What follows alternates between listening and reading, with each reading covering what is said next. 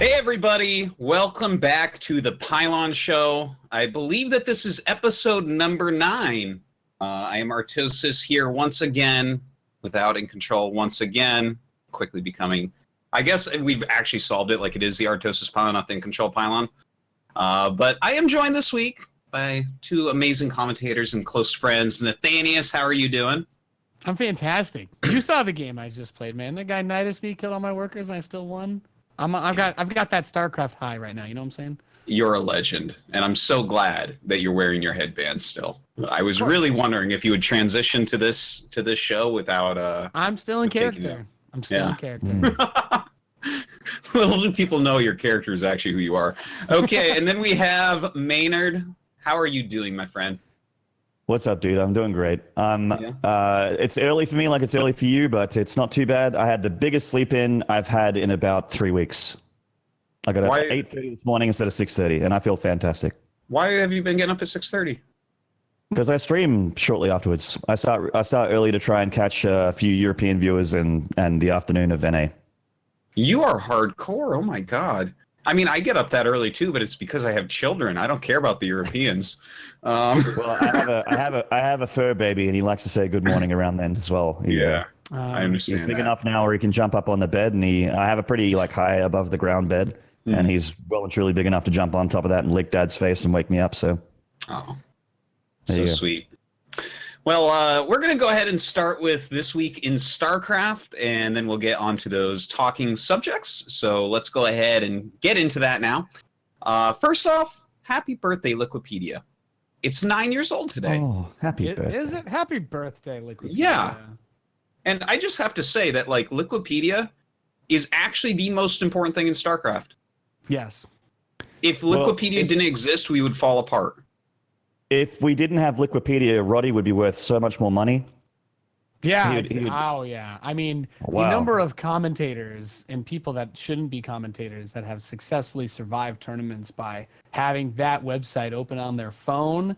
Myself included. Goodness. I mean, really. If I didn't have a legal act or Liquipedia, I'd be out of a job, man. Oh, yeah. 100%. We're all, we've all done it. I mean, how many times have we been casting DreamHack and Liquipedia somehow updates the groups faster than the bracket website, and that's the only way that you actually know what the hell's going on. Well, there's an ESL website as well, like that really slow website with the bracket on it, and Liquipedia is way faster than that for sure. Liquipedia is amazing. I couldn't ever prep a show. I couldn't ever figure out when tournaments are on or anything without Liquipedia. It's between sc2links.com, Ligulac.com, and Liquipedia.net. Without those 3, I don't know what I would do. That's Trinity of StarCraft. Yeah. It's Liquipedia is second in importance to the actual game itself. So, happy birthday, Liquipedia! 9 years, going strong, and thank you so much to everyone who updates that all the time. You guys are actually so important. Okay, the next thing, Alima League. There wasn't one this week. I don't know why, but there's one in 5 days. Oh, you know? I actually cast the May finals of Alima League yesterday on my channel. Yeah, the gamers are sick. Oh, that's what happened. Because I always just update the number by 1. I'm like, well, 123 was last week, so it should be 124. Wow. Okay. The story was that Rifkin had a really serious ear infection, I think from earbuds or something like that. Oh, yeah. By the way, guys, don't use earbuds. Q-tips, don't use those. Hey, guys. It's a... Yeah. That's a PSA from me to you. But so Rifkin had a really bad ear infection. Base Trade basically contacted Olivia, the owner and creator of Alima League, about 40 minutes before it went live, going, "Hey, I can't do it." And she contacted me, and I was like, "Well, I can't do it either. I'm not live." And she gave me the replays, so I did it spoiler free on my stream the morning afterwards. Oh, and it was exciting, man. It was a really good bracket. There's GSL matches. Yeah, I don't know why I didn't think that it was the finals, but I'm glad that you said that. I'm glad that I have you here. I would have sounded really stupid, or I guess I still did, but you fixed it, right? So as long as people get the right information. So Alima League finals did happen. Looks like Gumiho ended up winning it. He's been playing sick lately. Yeah. Storm should be very proud. Took out Dark in the finals. Look at this bracket. The dude's been researching Stim. It's been sick. He's even getting Stim. It's amazing. He did play some mech games. I really, really, really loved just how solid Gimiho looks these days. You know how Gimiho is sort of like a, when you predict him to come out of a group or progress through, if he feels a little coin flippy, like Gimiho could easily make it or easily not make it. His GSL group felt the same, but he's been crushing it, man. First out of his group in GSL and a Lima League champion, and like you said, you saw that fucking dude. It's he beat Rogue and then Deer and then Dark. Like that's 2-0'd Rogue, yeah. Beat Deer in a close series. That was actually a reverse all kill. I think Deer was like 2-0 and he came back. Wow. Damn. Well, give me God, man.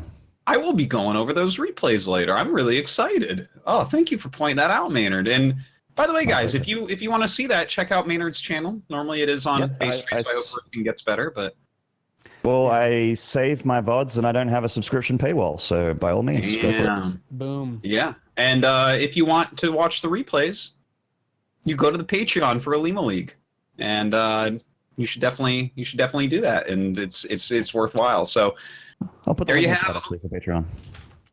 Yeah, it's patreon.com/olimoly. Okay, well, Olima League, keep it up. All right, Have At You number 16. That is coming up very shortly here. It's in 3.5 days. You can check out Sham2 on Twitter or go to Team Liquid for the thread for the details of that. Really nice bi-weekly Brood War tournament. So it's been getting more and more viewers, more traction. Koreans are starting to join it. It's pretty sick. So definitely check that out. Incoming transmission number 7 from nice __ username. He just posted the new one with Rapid. You can check that out. That just got posted, I think, a few hours ago. His YouTube is nice YT channel. So definitely look at that. And then we have Zombie Grub did a long interview with nice _ username. And you can check that out on her YouTube, or you can check their Twitters where it is linked. That is like a super long interview. I was taking a look at it. It's like 47 minutes or something. Yeah, for anyone that doesn't know, I guess some people maybe don't really know who nice username is, but he makes a lot of the funny stuff that you guys end up seeing on Reddit, like the how it looks versus how it feels videos. He's very, very good, talented video editor and a funny guy. Yeah, he's actually very, very important, I would say. It's one of these people that helps out the community all the time and makes all sorts of cool stuff, and much appreciated. He's one of those many underappreciated content creators. Yes, should definitely show him some love. Yeah, and so definitely check that out. Other than that, we have the Psystorm Cup number 6. This is going to be in Northern Virginia, June 8th through 10th. And I really suggest, if you are in that area, that you go check this out. It's actually going to be a really super stacked tournament. It's going to have Zanster, Neeb, and True all there. So that's like 2 Code S Zergs and Neeb, who's like the best American ever to have touched StarCraft. So definitely very stacked tournament coming up. I'm sure that'll be great. We have Cyan Chill's chat. He's doing very regular talking with people. We just had he released one with the CEO of Rise Esports that you can check out, and his next one is going to be with Tenchi. He's a guy who casts. You see him pop up from time to time at some of the smaller events. And we have from ES Champ, they are doing an interview of the founder of ArcStar, which is one of the premium maps in the StarCraft 2 store. And on Monday, they are they're interviewing John Keating. He's the director of that Game Changers documentary that's coming out about MMA and MC. That is going to be awesome. I already know because I already got to see it. And so how good was it, Artosis? It was really good. Like, I didn't pause it. I just watched it all the way through. And we'll definitely 10? As far as esports documentaries go, I think it's basically a 9 or a 10 out of 10. It's one of the best ones that I've seen. Really? Okay. Oh, it's actually super legit. You'll get tears in your eyes. I think 3 distinct times I got tears in my eyes, and it made me want to play StarCraft and remind me of so many fun and special times, and totally excellent. We're gonna have to steal that idea from from ES Champ and maybe talk to them on here. Awesome. But yeah, that's going to be awesome. So definitely check out ES Champ stuff. They seem to be doing a lot of great StarCraft stuff lately. So cheers to them. And last but not least in here, the Shinhan Tank Pro League playoffs. That is a StarCraft 1 team league that's been going on, and they're going to have IRK against White. There's like quite a few famous old school StarCraft 1 players that will be playing in that. You can check it out in teamliquid.net for all the details. And I think the Shinhan Tank Pro League is going to get a little bit more exciting coming up here, because I did hear that an old StarCraft team has signed up for the team league, that team being Media. So we're going to see the Media guys going up against the current good foreigners as well as some Koreans, and we're going to see winning if strategy. we can't take a few maps here and there. So I believe. Yeah, I'm excited about that. So definitely awesome. That's this week in StarCraft. But before I go any further from that, I do have to mention our sponsorship from Matcherino.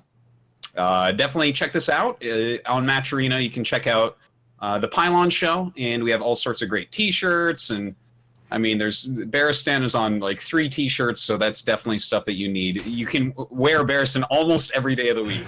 Okay, the dream. The dream. Yeah. I mean, this is something that you need in your life. Just I mean, do there's laundry in the middle of the week and you're good. You can just keep wearing it. You never have to take it yeah, off. or you could just like smell too. Like you could smell just like Barristan because you just like keep wearing these 3 T-shirts over and over. Savage. But yeah, smells great. there's all sorts of cool stuff you can buy on there to support the show, and of course you can put in a coupon code, and it is it though, capitalized I and T. So type in "is it though" and say that just like that while you do it, and that'll give $1 to the fund. So definitely check that out, and of course our Patreon, patreon.com/ThePylonShow. We'll talk about all that stuff more a little bit later on. But now that we have all of that out of the way, guys, I think it's time to talk about our big subject here, which is, of course, WCS Austin. Wait, hold on. Are we doing Austin first, or are we doing Code S? We're doing Code S first. Never mind. Yeah, we are though. GSL Code S. Okay, we're gonna talk about that first because it's kind of quick, right? Austin was a huge event. Code S, we've had a couple days, but still very good days. We had Group D occur in the round of 16 since the last Pylon show with Gumiho, Byun, Stats, and SOS. Mm-hmm. And if I could erase your guys' minds and ask you who do you think was going to win this group, you'd probably say Stats and SOS, right? Not the case. Exactly I'm super biased. That was exactly man. my predictions. Yeah. I don't know. I'm the most biased guy you'll ever find. I would have cheered for Gumiho. I think he could do it. Well, he did do it. He won the group. He did do so it. yeah, no, look at you. Look at you, Nate. Erasing your own memory and telling us what you would have said. Hey, man, and somehow choosing the guy that won the group. And I'm the biggest Gumiho fanboy you'll ever meet, so that's still that is true. Even though I already know that he won, I would still say he would win. All right, he's my boy. Well,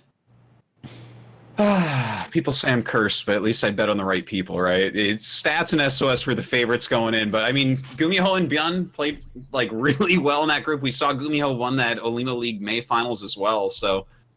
Very impressive. But did you guys watch GSL Round of 8 last night? I caught the first match. Okay. Well, the first match is the one that really mattered. Because, guys, this bracket in the Round of 8, how out of control is this bracket, first off? That's so sick. Let's go from in control to out of control. Where are we at on that scale? Are we at an 11? Have we ripped off the knob? We've turned it up to 11, definitely. We ripped off the knob and we threw it through the window so hard that it has a tiny little knob-sized hole through the window. It didn't even shatter. It went through that. It's like you threw it so that's like a bullet. It's like a bullet. Yeah, that's amazing, dude. This bracket's incredible. Maynarde versus Rogue was definitely the marquee match last night. It was so good. And, it had everything. It had mech. It had bio. It had aggression. It had really sick decision making. Rogue played like There are 2 or 3 Zergs that really impressed me and just make me go, wow. And Rogue, when he's on fire, he's one of them. In Olima League, he really sucked, actually. In all honesty, he really just bit the pillow and let Gumiho do whatever he wanted. But in GSL, it's like he shows up when it really matters. Like when it's a big on-stage thing, like Katowice, BlizzCon, I Am Shanghai, Super Tournament. Now, something like that, he really shows up. And this GSL, he showed up, man. You have to bring your 10 out of 10, A plus, even S tier game to try and beat Maru in a TVZ.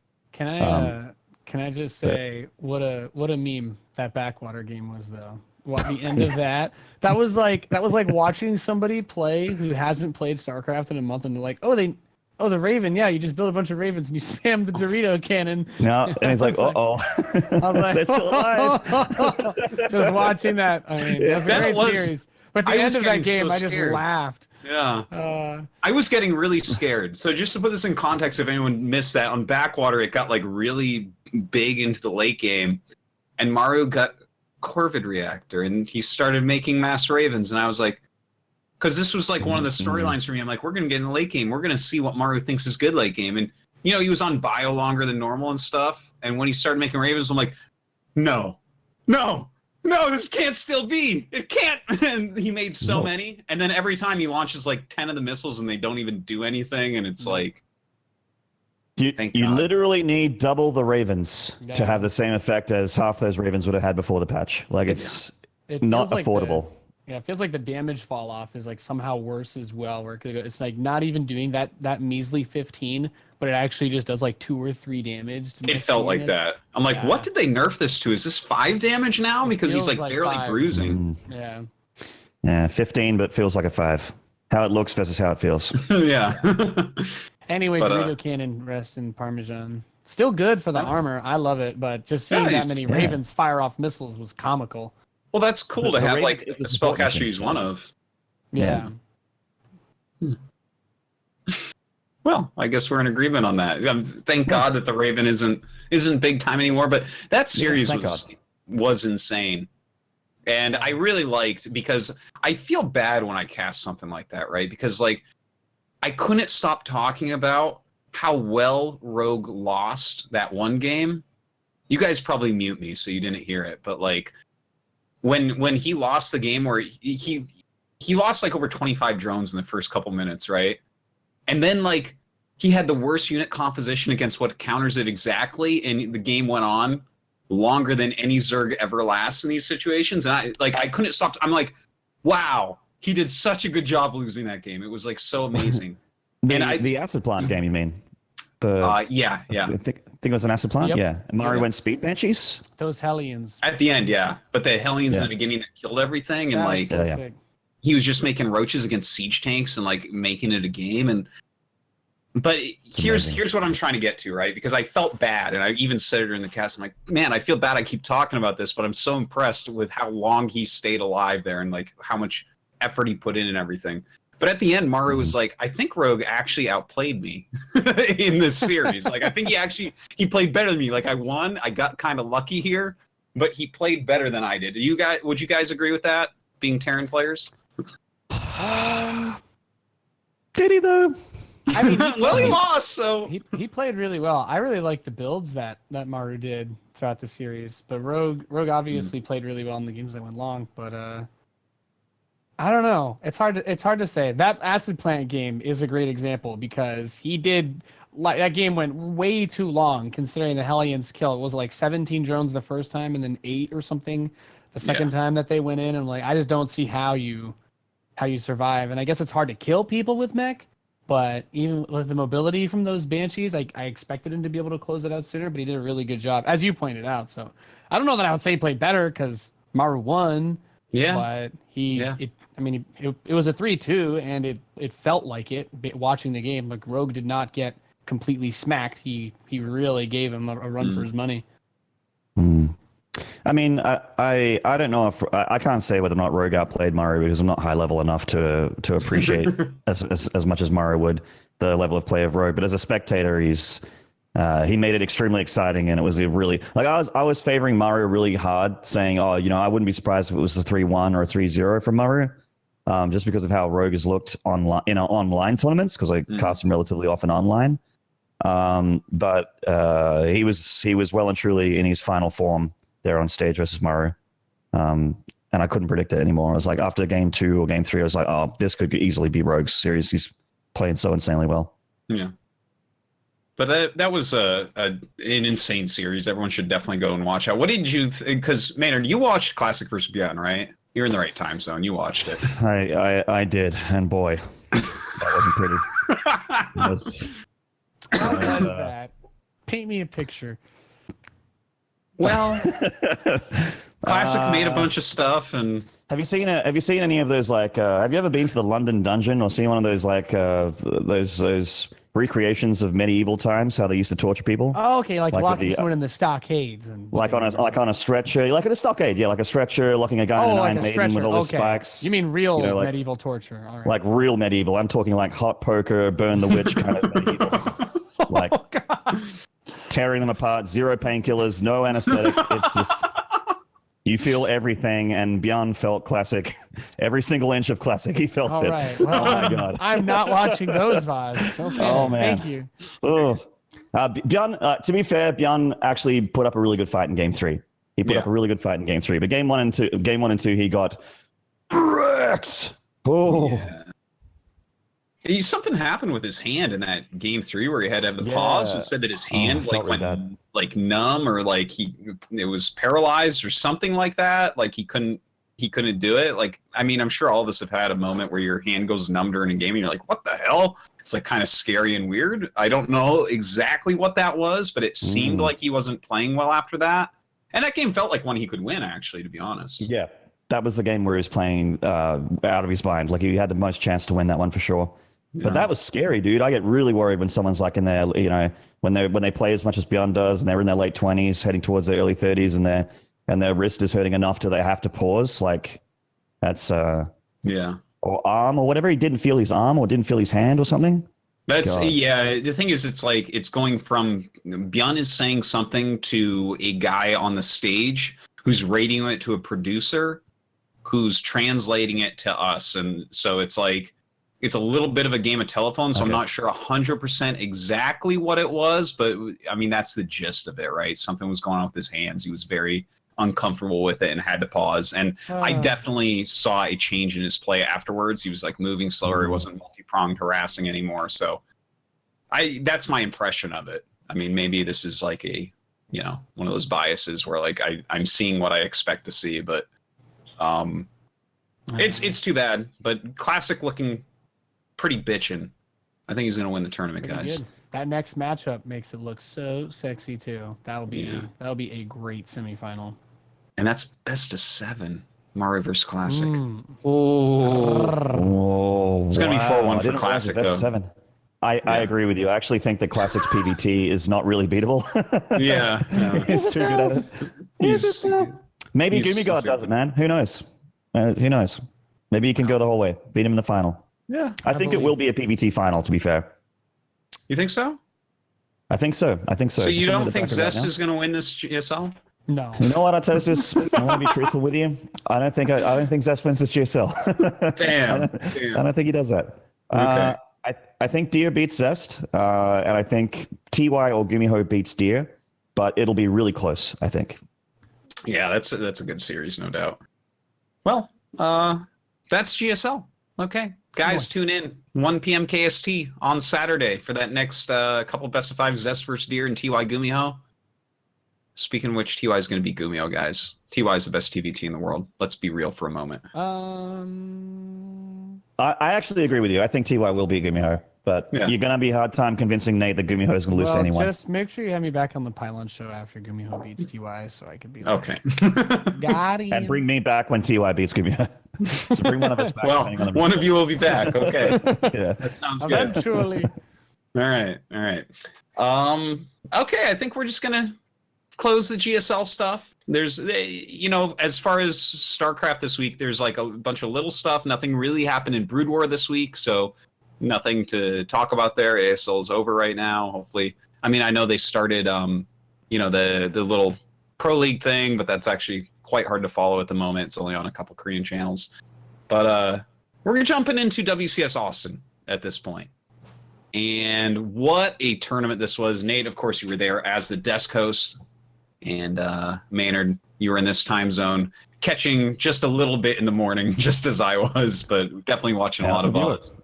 Yeah, what do you... Yeah, I watched everything that they put on the YouTube. They didn't put every single broadcast and match on the YouTube, which was a little bit heartbreaking because I missed a couple of the good ones. But as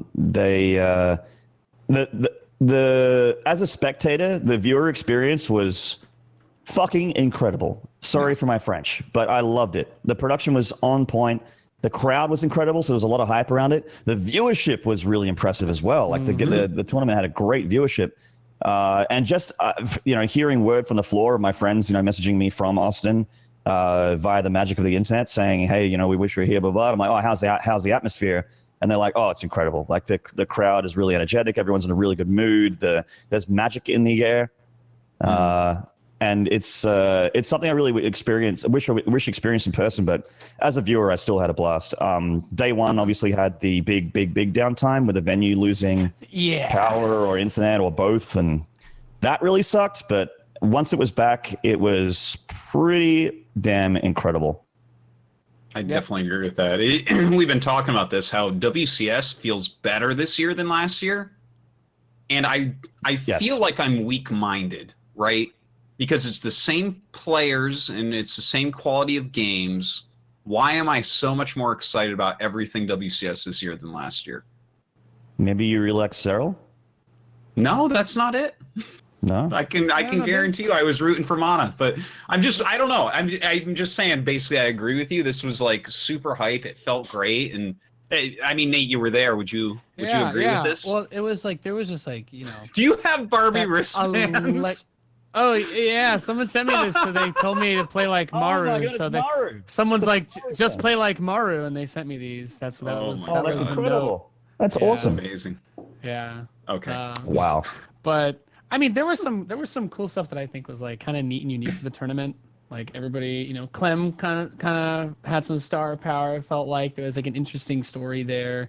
I think watching the game, I don't know about you guys, but I like watching stuff more now than before. It feels like every game people just have so many different builds and styles that they use. Like I feel like there's just so many options for all of the matchups. So for me, there's that. I think things are still on the up since the free to play as well. Things have been just good since then. A lot of tournaments have just felt a lot better. There's so many more new people that are like, oh my god, like what is this or who is that guy, etc., etc.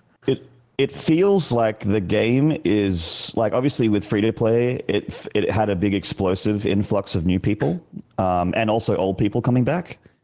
But it feels like the game is still growing. Like it hasn't stopped growing since free to play. I think it was even growing slowly before free to play, and that really kicked it in the pants and sped it along. It feels like that as a viewer and as a fan of the game. Obviously a commentator and a player as well, but just as a fan, it feels like it's growing.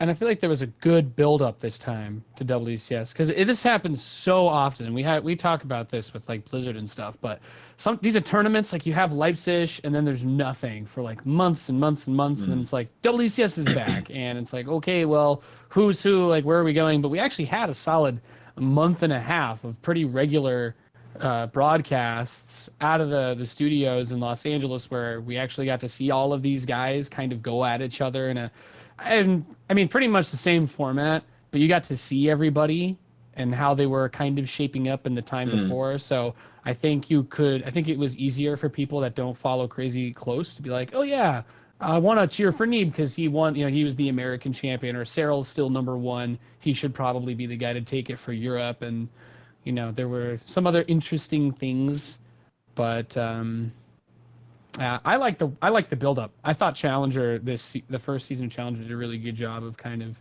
getting everybody up to speed on where everyone was, especially since it was so close to Austin. I'm wondering a little bit, like, because there was such a break between Leipzig and Austin, and there's such a not break between Austin and Valencia. Like the qualifiers, I think, are literally happening now. Yes, the qualifiers are on now. Yes, like right now. Multi-Twitch, by the way, don't miss out on the show, don't miss out on the games. But I wonder if Valencia suffers from having less of a build-up because there's just less time between Austin and Valencia. I hope not. I hope the hype train keeps rolling. I feel like it should continue to roll, right? Because I mean, this tournament was actually so good. And like we saw kind of some new storylines emerge. There's still like this kind of dominating Cyril on top and stuff. But like the fact that now we have qualifiers again, it's like, okay, that's done. Qualifiers, let's go. Let's do this all over again. Definitely excited about that. And we'll talk more about the Valencia qualifiers after after Austin. But did you guys have some like favorite upsets or favorite matches that you thought were really good? I mean, my favorite upsets are probably everyone's favorite upsets, and that was Mana getting through that round of 16 all the way to the final. I think every single series he won was an upset. And the fact that he got even well, when you win in the end was when you win enough when you win enough series, it can't be an upset anymore, right? They're all upsets till they aren't anymore. He 3-0'd Neeb, and I went, wow, his PvP must be really good. And then I looked at his group results as well. I didn't get to see them live, but I saw his group results, and I'm like, oh, okay, wow, 4-0 in his group. Actually, no, he actually, excuse me, in his group he actually only barely made it out. I think. Yeah, he got second place with a 5-4 map score over Euthermal with a 4-4 map score. No, I was thinking of the other guy, Cyril. That guy went like 17-3 in maps or something in that tournament. Damn. But then Mana's like crushing that round of 16, and it's not like he rode one matchup all the way to the finish line either. It's not like, he just got an easy bracket where he just rode PvZ the whole way through and he's really good at PvZ. No, he beat Neeb in a 3-0, and then he beat Special in a PvT pretty one-sidedly, and then actually brought the game to where I #believed that Mana could actually beat Cyril. I think I'm a believer in that Predator mindset, man. If it bleeds, we can kill it. And he made it bleed in that final, but lost in the end, unfortunately. Yeah, Mana's story was really good. I think the tournament has this weird thing, because we all agree, at least the casters, when we were there, we agreed at the end that the tournament would probably leave a good taste in people's mouths because Mana's story was so good, and Cyril kind of delivered on his promise, but wasn't invincible to this older player who wasn't supposed to actually get anywhere near that far. The tournament had a lot of one-sided games, which I think was probably the more disappointing part of it. Almost every single series was a 3. Actually, every series was a 3-1 or a 3-0 up until the grand finals. As Rapid joked. But I was hoping for more close matches.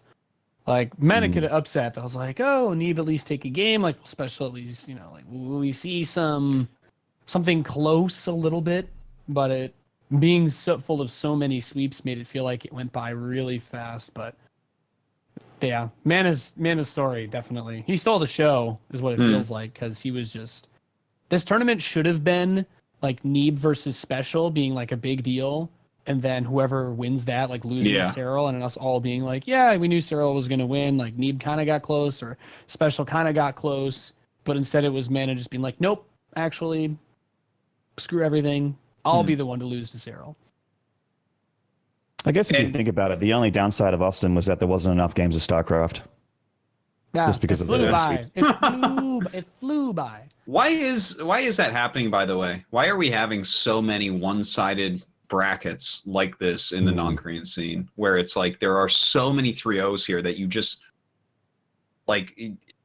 I'm actually really trying to figure this out, right? Because I don't even get it, for instance, right? I actually thought Laser would be able to take down this tournament. He beats Special 2-0 in the group and then loses 0-3 on stage, and I'm like, what? These guys are a similar level. What? Why?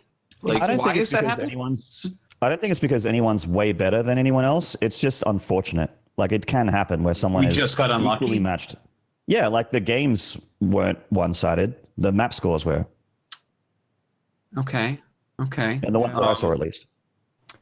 Yeah, I guess you're right. Like, the games weren't all just destroyed, but I don't know. It's weird because I remember we were going over, the BSTL finals, right? Where it's like everything was a 3-0 also. And it's just, what? Like, I just feel like I'm seeing this result more and more and more. I mean, you would think in a best of 5 that just wouldn't occur, but like, I don't know. I guess you guys don't have an answer for me, but I wonder about it. I can't crack the code. I mean, that's what makes it so tough, because, as you said, the games were not all stomps. Special got crushed, but you look at that game, I think the 16-bit, and it's like, that game was epic. It was really close. It went super back and forth. You can't say Special got stomped in that game. Mana won it, and then he ended up winning the other games, but like, it was still really close, and it was still really a good, exciting game. One more thing about these 3-0s. Nurchio 3-0's Scarlet, and then Lambo 3-0's Nurchio. What? Yeah. I'm just like, I woke up to that result. that's CVZ. That's not how that's supposed to go, right? No. The way that I've grown up learning about ZVZ is that I would take a map in this series. I'm like, it's, come on, how does that happen? It's like Lambo isn't 4 times better than Scarlet. What's going on here? I don't know. Anyways, enough about the 3-0s. And so, I mean, obviously, yeah, I guess Mana is the easy storyline here. Even going up 2-1 against Cyril, I thought that was pretty sick. Like, other than the mana thing, is there anything that you find really surprising here? In the bracket? Bracket or the groups, anywhere? No. I mean, I guess it kind of is surprising and also not surprising that Showtime didn't make it out of his, because there's a lot of, obviously after Leipzig, there's a lot of hype around Showtime. But he had a pretty hard group. He like Scarlet, Kelazor, Harstam. I guess getting 2-0 by Kelazor was a huge surprise to me. I thought Showtime would be favored there. Kelazor's form was a big question mark. Because he'd been sort of AWOL for a while. Apparently got himself a girlfriend. Congratulations. But young Showtime, I expected D-Mauer to demantle a lot of these people, and didn't make it through. I don't know if I don't know if you saw the games, but I was pretty surprised to actually see like how well Scyther did. I know that you probably know Scyther better than everyone here, Maynard, but the fact that Time bombed out of that group and Scyther like took down Snoot and then barely lost to Bly and then lost to Snoot in the rematch, I'm like, wow, that's actually really impressive. Yeah, we call him Seether, but Scyther, Seether. I'm not actually super sure how his name's pronounced because I've never gone up to him. And, like, he might be too polite to correct me. Like, it might be an Idra situation. Could be. But I happen to know for a fact that he is an absolute god. Like, this kid is... him and Probe are the best players from our region. Probe had a bit of a surprising lack of form in the qualifiers that we had at IEM Sydney for Challenger. But I think that had to do with he was traveling a fair bit, going overseas a fair bit. He is another guy that has gotten a girlfriend that he's super into, which is great. I think that's wonderful. But it makes you wonder how much time he's spending on the PC playing StarCraft when stuff like that's happening. Seether was practicing. He was practicing a fair bit, but he's also like a guy that plays multiple games. So it's sort of he's kind of like a master, not so much like a master who plays like.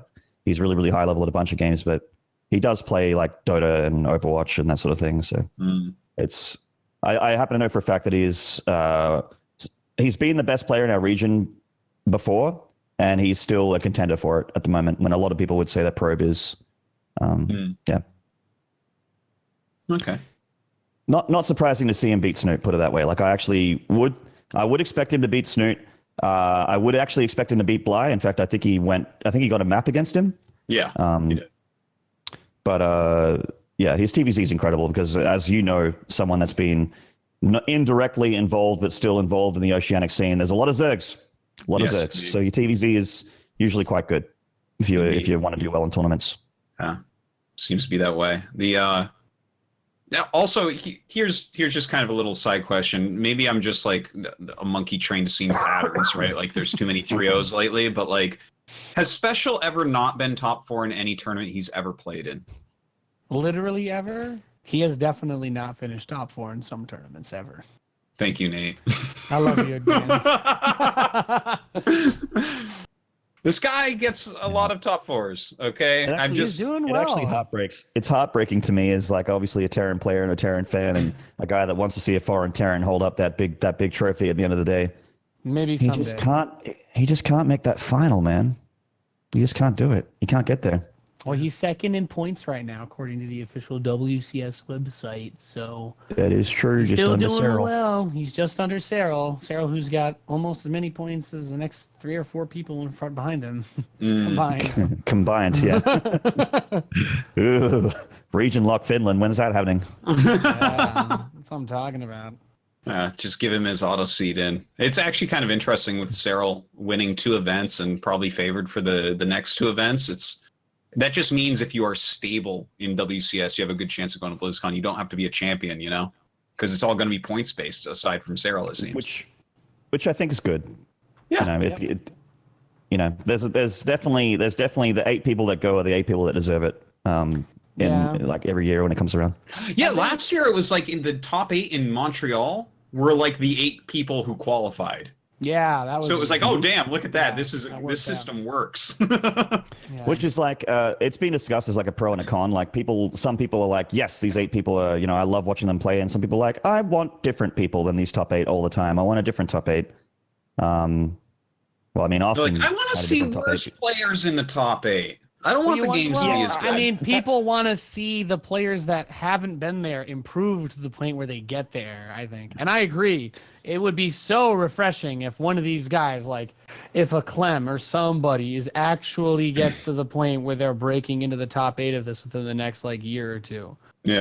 That would be really nice because it is the same players. The top 8 of Austin. The top 8 of Austin gave the people what they wanted. There was Lambo was in there, Hero Marine was in there, Mana obviously, like not someone I would expect to be in a round of 8 of WCS. That's yeah. Yeah. Well, Lambo actually, I feel like he very quietly got top 4. You know what I mean? It's like all the pros in Europe are always talking about Lambo and mentioning him as like one of the very top players. And, we seem to be like okay everywhere, but I feel like, there was not a lot of hype around him coming into this event. He got top 4. I feel like no one's really talking about that because the other 3 names are kind of like, it's like Mana's really surprising, and then Cyril's really dominating, and then Special's always top 4.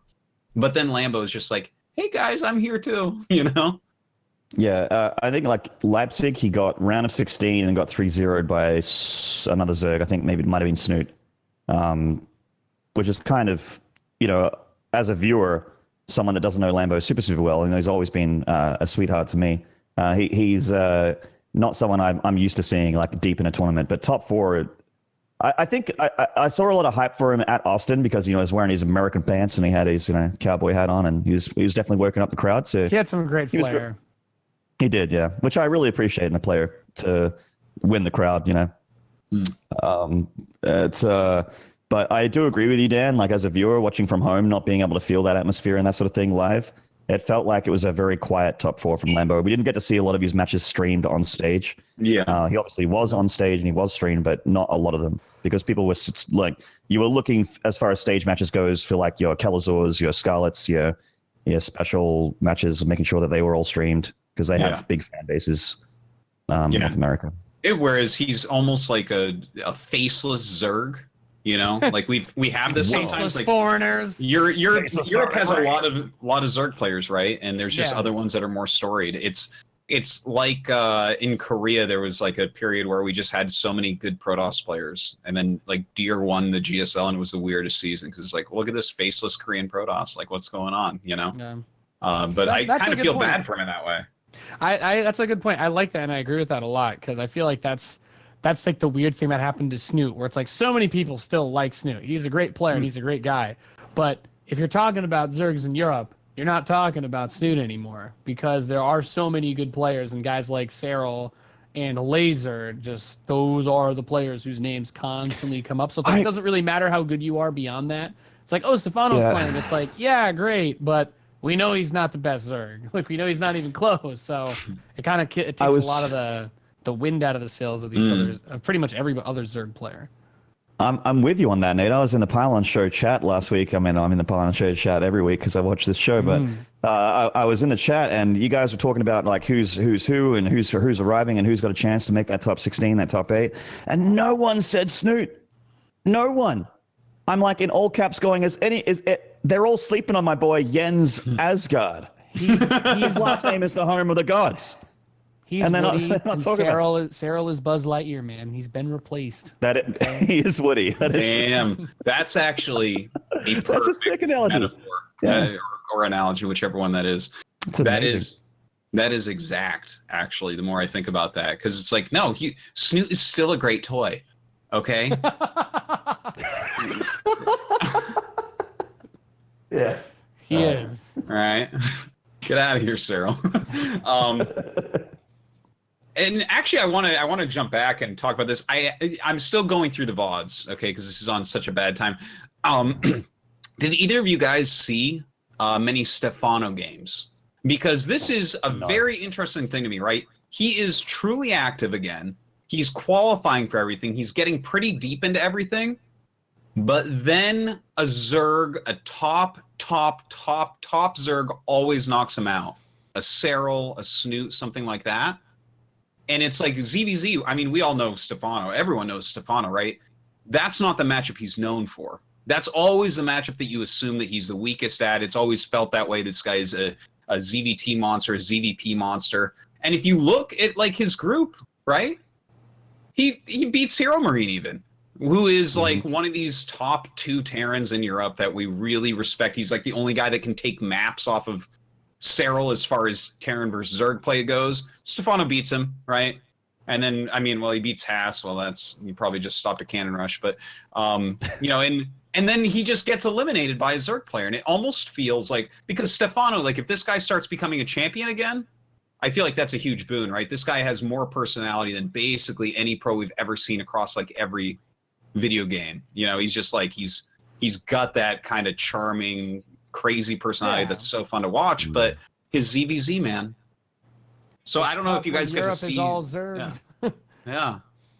What a rough situation. Yeah, I wish I saw Stephano Snoot. I might have skipped that one. Whoopsie daisies. There you go. Stephano's success hinges on him just moving to America where he can beat up on everybody else. Then he only has to really worry about what Scarlet. There are a lot of Americans that Stephano would beat. That's for sure. He's very, very good. That's the next step. Now that Europe has become, it's like, okay, we got to go. if the Koreans can't go to the circuit, then the circuit spreads itself out. You know? Yeah, like the not the round of 16 guys, but like the round of 32 Europeans. So like, they're like, we're gonna go to North America, get a new visa. Yeah, exactly. Stephano's like, I'm good versus Terran. I'm just gonna move to Mexico, just start qualifying through Copa America. Oh God, yeah, that's true. There you go, and get some money. Is there any favorite match of the tournament for you guys?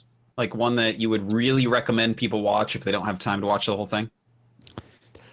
I would instantly say watch the grand final. Don't miss it. It was really electrifying. 4-2. It was a 4-2 score. Serral obviously ended up winning in the end, but Mana brought a very new, fresh style of PBZ that I haven't seen before. I didn't see a fleet beacon once, and he was dealing with broodlords and winning. That's amazing to me. I loved it. I thought it was really it seemed like very micro intensive, which is exciting to watch as a player, as a viewer. I mean, but it's just it's a real underdog David and Goliath kind of final, and it makes you watching it live was very, very special. Yep, the grand final was amazing. Only other one I would say would be Mana Special was good. Despite being stomped, the games were more than palatable, especially the 16-bit game. That was a nail biter. Yeah.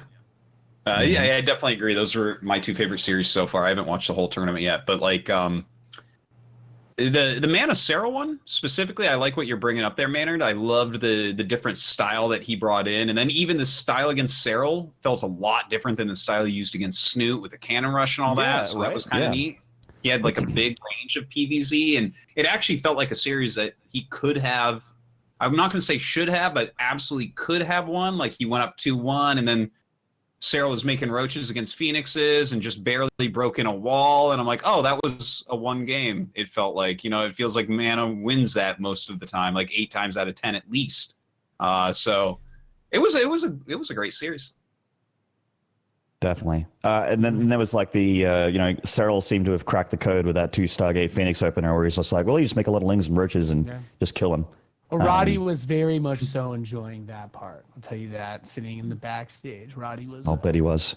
He was very pleased. He would his back was arching, his nostrils were flaring. It was like Roddy looked like Pig when Pig sees roaches everywhere. Oh, man. Okay. I'm trying to think of like a sexy growly way of saying phoenixes, and I can't come up with it. Phoenix, bring me those phoenixes. Yes. Oh, you graviton beam those drones up. Yeah, you lift that fucking queen. Get her in the air. Oh, excellent. Yeah. Lift her up and surround her. There you go. Get the queens. That was fun to watch. Yeah. It was really fun. I really enjoyed that series. Mana's matches were the best because all of them were crazy. Yeah. Even if you're like, I want to cheese Protoss players, like do weird PvP builds. Maynarde was actually still great to watch. Oh yeah, no, he was so aggressive in like a lot of these series, and he was actually, it felt like he was behind a lot of the time. Then he's like force fields, that type of thing, and it was really cool, and that was super exciting to watch him do so well. Being like, if I'm not mistaken, he and Special have been pros the longest out of everyone here. Yeah. At least when I look at this round, yeah, absolutely longer than Snoop. They were both StarCraft 1 top foreigners. So just of course. Sorry, yeah. I thought you were just talking about StarCraft 2. Yes, definitely. Yeah, but yeah, they were both around at the very beginning of StarCraft 2 as well. And I mean, really cool to see them both doing quite well. The kind of the old guard, the remaining StarCraft 1 guys that are still playing well in StarCraft 2. Any final thoughts about WCS Austin from you guys? I just want to echo what basically we were just saying, which is if you want to see different stuff that's not your cookie cutter meta builds, then all of Mana's games were a treat to watch because you saw different stuff, non-standard, beating the top players outside of Korea with just weird builds. If you're like, hey, I want like a build that I can do at a high level and ladder, maybe not every single game, but I want to mix it up. Mana really played very fun. I would especially emphasize fun builds and fun games of StarCraft this weekend. And also incredibly intelligent. You just reminded me, I just had a flashback in my mind of Mana versus Neeb. I think the last game on Acid Plant, where Mana went for like 3-gate Phoenix. He like proxied a gateway. And he shut down Neeb so hard. Neeb went for a probe scout. 2 stalkers killed it. He sent a Phoenix out to snipe the hallucinated Phoenix as soon as it popped out from Neeb. Like he read him like a book with 3 words per page, like what your 5-year-old reads when they're trying to, like, he was dismantling Neeb, and he wrecked in the last game. It's a bit of a spoiler. I'm sorry for, we just told you to watch that series, but that one game. That one game just made me sit there and, like, even though I'm not a Protoss player, I could see the wheels spinning in his head and how he actually it wasn't even a mechanics thing. Like, I'm sure his mechanics are incredible, but it was just out strategizing the opponent and beating them with a checkmate. Like, it was so smart. Yeah. Anyway, that's my man. It was awesome. And just to let people know. Games. Yeah, definitely watch those. And I believe that last night the replay pack got posted. So if you don't want to watch the VODs, you'd rather just look at the replays in game, absolutely go download that and take a look-see because it was a great event. And cheers to Blizzard, because I think this whole cycle this time, I wasn't as invested in Leipzig, whatever the hell that's called. I'm not sure why.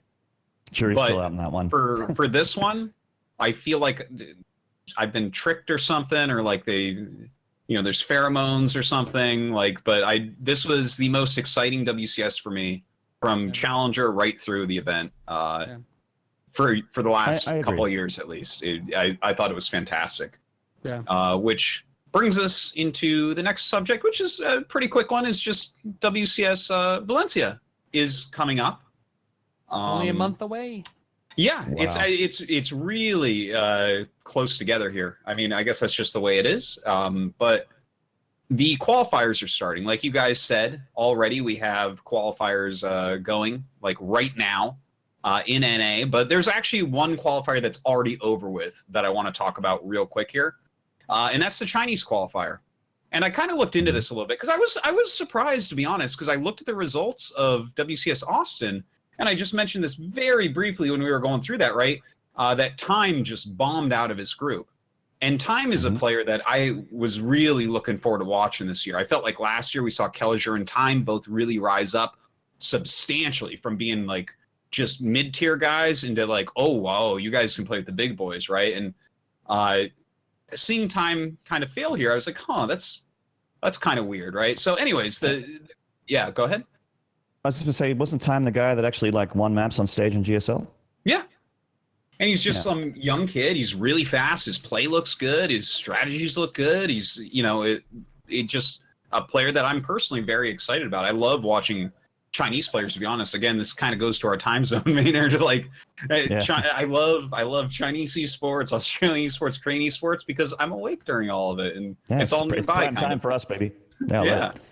I am a little surprised that he didn't at least like top 2 this tournament. It's not shocking to see Ayasonu win because he is still that incredible player that whenever I think about Ayasonu, I think about that really magical event that actually you and I were at, the IM Shanghai, where Ayasonu really like had that home crowd advantage, and he did really, really well against a bracket full of Koreans.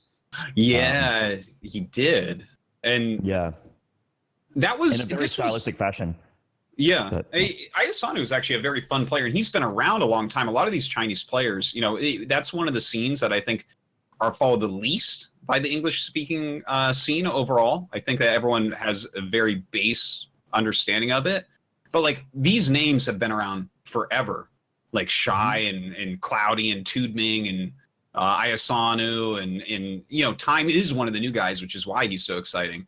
But Ayasanu really wrecked this qualifier for Valencia. He actually 3-1 Time in the first round of it, and then 3-0'd Tudming, who's like a very famous Chinese guy that was around since Brood War, and 4-0'd Shy, who before Time at least was the best Terran in China since 2012. So he's got like. Yeah, he's got an even better than Serral map score for this tournament. 4-0 in groups, 3-1, 3-0, and then 4-0 in the final. Jesus. Yeah. I mean, it's super impressive by Ayasanu, but I was looking at that, I'm like, this was done really quick, and I checked the dates actually. This tournament, this qualifier, finished up, and I promise I'm bringing this whole spiel together. I've connected the dots. This finished May 12th. This qualifier for Valencia, right? Austin was in June, so I was like, wait a minute, when did they do the qualifier for Austin? And the thing is, the qualifiers in China are lined up with GPL, which it's like Golden Pro League or something like that. What is it called exactly? Something like that. Yeah, it's the gold. I don't know. It's all in Chinese and stuff, but. I know the tournament series. You know the tournament series. We see it from time to time. Gold series. Okay. So GPL, right? It was GPL Season 1 that qualified these guys for Austin. And so there's actually like some pretty big time lag here. The GPL that got them into Austin was in March, right? And then they played in June. And then the May one is what they'll play in July. So it's kind of this... this is the big tournament that goes on in China, so it makes sense to have this be the seeder. But I feel like there's a little bit of time lag here where it's like, okay, you were killing it in March, but whereas right now we're watching the qualifiers right now in the other regions, and they'll be playing within a month, right? Yeah. So it's like more accurate as to how good they are when they hit the actual event. I think that if you have several months between qualifier and actual event, there's like a big question mark as to whether or not you still are that person, that dominant person, because it's a lot could change in a couple of months. There could be a patch, a big meta shift, like the Raven change, there's so many changes. But anyway, so I think it's kind of good and also kind of bad. I would like everyone to qualify around the same time as a viewer and a fan, like just to. Have it all be around the same point, so you can really follow that storyline a little bit easier. Because following a qualifier for a tournament that's not happening, following a qualifier for a tournament that's happening before the tournament before the one you qualified for, is a little confusing as someone that's trying to follow the storyline at WCS. But it does make sense to have it at a GPL, I suppose. So so here's kind of my take on it, because I agree with that. But this GPL isn't WCS Challenger. What it is this is the Chinese tournament that's big and important that everyone's playing in and practicing for. So the seeds go to the top 2 players in it.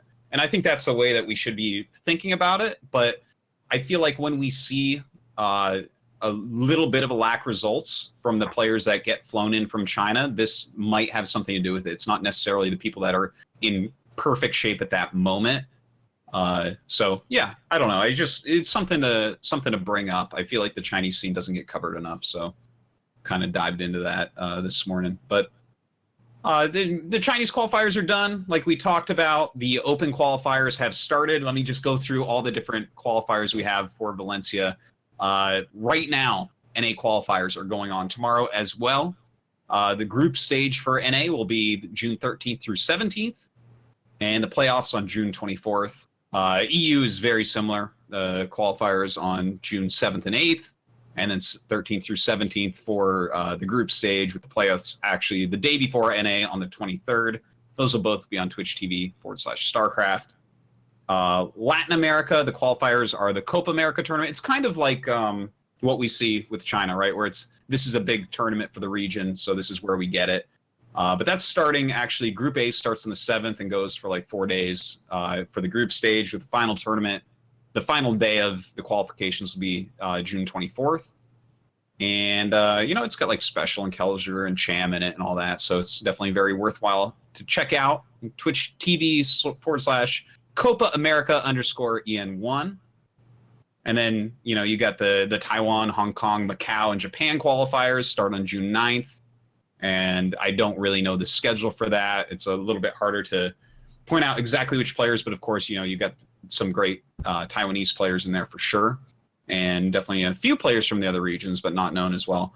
And that's on Blizzard ZHTW. And then, of course, the Oceania qualifiers, Maynard. Are you going to be casting that? I am indeed, with my man Piggly Wiggly and Moon Glade. Three of us are covering. Nice. It's going to be a good time, man. We always have a blast together. I think it's not going to be a big stage event like IM Sydney was, which was a really good time, and like getting to meet a lot of the Australian StarCraft fans. We actually had a really packed house as well for like a community stage at a CS:GO event. Because IM Sydney, I think it was a CS:GO event that they Blizzard managed to basically get some stage time for StarCraft out, because Blizzard and said love their StarCraft, and so does ESL Australia. Yep. Because it felt to me like it was a StarCraft event that had this big annoying Counter-Strike tournament going on at it. I actually opened the broadcast by saying the most elite esport has finally arrived to IM. There you go. And they even used it in like the highlight video, which I appreciated. But yeah, so that was a really good time. But this one's going to be all online. Feels bad, man, but it's still going to be a really good show. We've got some really good producers lined up for it. The Observer from WCS Austin, Insano, is a new guy to the international scene. Is also going to. He's been in our Observer for years and years and years, and he finally got his international break, which is about fucking time, because he's really, really good at what he does. And he's going to be Observer for the whole event as well. So it's going to be top notch, high quality, good memes, and probably at a rough time zone for a lot of you guys out there. But not for me. It'll be not for you. Artie will be in the chat. Artie McTosis sitting right there. No problem. It'll be all right for North America, but for Europe, it'll be insanely early in the morning. So I'm sorry about that, Europe. Yeah, but definitely worthwhile. I believe, does that start on June 16th, the part that you're qualifying or commentating? Yep, it starts Saturday June 16th, goes into Sunday, June 16th. It's a 2-day thing, with pretty long days. So splitting over Saturday, Sunday, which will be Friday, Saturday for North America, Friday, Saturday afternoon for North America, and very, very early morning Saturday, Sunday for Europe. Okay, so those are the qualifiers for upcoming WCS Valencia. So we'll follow those and continually talk about them here. Are you going to be doing anything with the NA or EU qualifiers, Nate? Yeah, I think it'll be us usual suspects. Hopefully, no one's mad at me for saying this, but yeah, I think Roddy's in town as well. Oh, really? For those of you who hate us ignorant Americans commentating your favorite Europeans, I do believe the caster with the most passion in the scene will be there. So don't worry. He's also better at observing than me, In Control, and Fear Dragon combined. So your Lord and Savior is here for this season of Challenger. I hate to bring it up again, but how rich would Rotterdam be if we didn't have Liquipedia, we didn't have any professional observers? Well, that'd be it. He would just be the guy. Rotterdam and Liquipedia, it's like the chicken and the egg, isn't it? Right? We don't actually know. Guys, what if Liquipedia isn't actually like a real thing? What if it just feeds from Rotterdam's brain? You know, there you go. Well, it's just one and the same. It's just a shared resource. It's like the Kala, and Roddy's just plugged into it, or it's plugged into him. You know what I mean? We're all Dark Templar, and he's the only one still connected to the Kala. There you go. Roddy has so much passion. He goes and watches the open bracket games behind these nerds' backs, and then like that's how the bracket updates instantly because it's just all connected. Oh damn! Code's been cracked. And that's why he won't do shirtless Roddy, because then we'd all see he's actually a robot. There you go. Yeah, that's right. The Take TV Home Story Cup is coming up later on in this month. We'll definitely talk a lot about that when it comes up. Yeah. Make sure not to let that go. Yeah, nothing to say about that yet, but I'm excited to see Roddy with his shirt off. I've seen it before because me too. We all get changed together at BlizzCon and stuff. So guys, it's a fantastic. Wait till you see. Oh my god. I love that picture so much. So that's next week that starts, right? In the studio on